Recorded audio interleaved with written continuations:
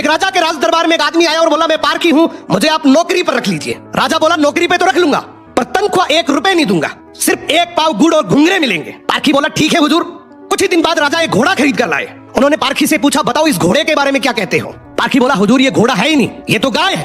राजा चौंक गए। उन्होंने घोड़े बेचने वाले को बुलाया। उसने कहा, साहब बात तो सही है तो घोड़ा ही, लेकिन बचपन में ही इसकी मां मर गई थी, इसे गाय का दूध पिलाया गया था, इसलिए इसकी आदतें गाय जैसी है। राजा ने हैरानी से पारखी से पूछा, तुम्हें ये सब कैसे पता चला। पारखी बोला, हुजूर जब ये चल रहा था तो नीचे मुंह झुकाकर घास खा रहा था, घोड़ा हमेशा ऊपर गर्दन उठाकर खाता है, मैंने इसकी आदतों से पहचाना। राजा खुश होकर बोले, आज से तुम्हें आधा किलो गुड़ और आधा किलो घुंघरे मिलेंगे। कुछ दिन बाद राजा ने फिर पूछा, मेरी रानी कैसी है, बहुत प्रिय है मुझे। पारखी बोला, हुजूर आपकी रानी खानदानी नहीं है। राजा को विश्वास नहीं हुआ। उन्होंने ससुराल जाकर पूछा, वहां दादी ने बताया बचपन में इसकी मां गुजर गई थी, पाला तो मैंने है मगर दूध इसे दाई मां ने पिलाया है। राजा ने पारखी से फिर पूछा, रानी के बारे में तुझे कैसे पता। पारखी बोला, हुजूर इसके स्वभाव से खानदानी रानी में शालीनता होती है, मगर ये नौकरों पे चिल्लाती है, गाली देती है, इसकी आदतों से पहचान गया कि ये खानदानी नहीं है। अब राजा बोले, चलो मेरे बारे में बताओ।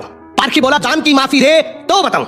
राजा बोले, माफी है, सच सच बताओ। पारखी बोला, आप राजवंश के नहीं हैं, आप मुझे भड़बूजे लगते हैं, गुड़ और भंगूरे सेकने वाले। राजा घबरा गए। जाकर अपनी माँ से पूछा, माँ सच बताओ वरना मैं मर जाऊंगा। माँ रोते हुए बोली, बेटा बात तो सच है, जिस दिन तू पैदा हुआ था उसी दिन महल के पास एक भड़बूजे का भी बेटा पैदा हुआ था, तू मर गया था और मैंने राजवंश बचाने के लिए उसके बेटे को लिया, वो तू है। राजा ये सुनकर दुखी भी हुए और खुश भी हुए। इंसान की पहचान उसके चेहरे, कपड़े या खानदान से नहीं होती, उसके चरित्र से होती है। किसी को भी केवल उसकी शकल, सूरत, पद या घर देखकर मत परखो, उसकी आदतें, उसका व्यवहार ही उसका असली परिचय है।